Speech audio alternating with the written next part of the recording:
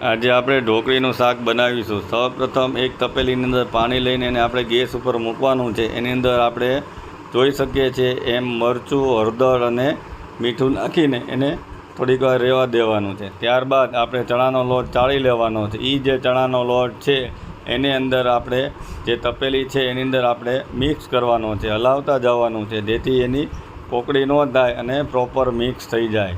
એ mix થઈ જાય એની પછી વિડીયોમાં જોઈ શકીએ છીએ એ રીતના એને આપણે એક ડીશમાં નીચે પાથરી દેવાનો છે।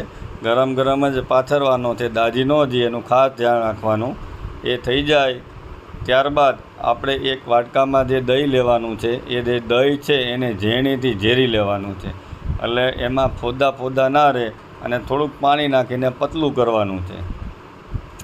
એ પતલું થઈ જાય ત્યારબાદ આપણે ગેસ ઉપર એક બાઉલ રાખવાનું છે, એમાં 2 ચમચી આપણે તેલ નાખવાનું છે, એમાં રાઈ નાખવાની છે, જીરું નાખવાનું છે। આપણે જે કાંઈ ઢોકળી પાથરેલી હતી એને આપણે નાના નાના પીસમાં ડિવાઈડ કરી લેવાની છે। એ દરમિયાન પછી આપણે એની અંદર આ બાઉલ મૂક્યું હતું એની અંદર આપણે રાઈ, જીરું, 2 ટુકડા તીખાશની જરૂર હોય એ રીતના આપણે લીલા મરચાં નાખીશું। પછી આપણે જે દહીં તૈયાર કરેલું છે એ દહીં એની અંદર આપણે મિક્સ કરી લઈશું।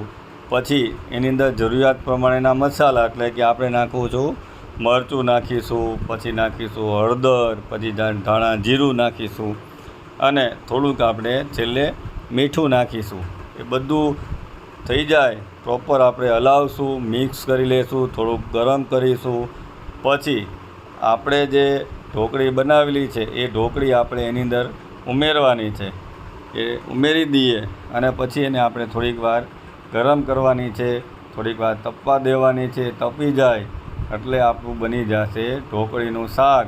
એ જે ઢોકળીનું શાક છે એની આપણે રોટી સાથે, પરોઠા સાથે, અથાણા સાથે, કોઈ પણ સાથે આપણે પછી જમીશું। ચાલો જમવા ચાલો।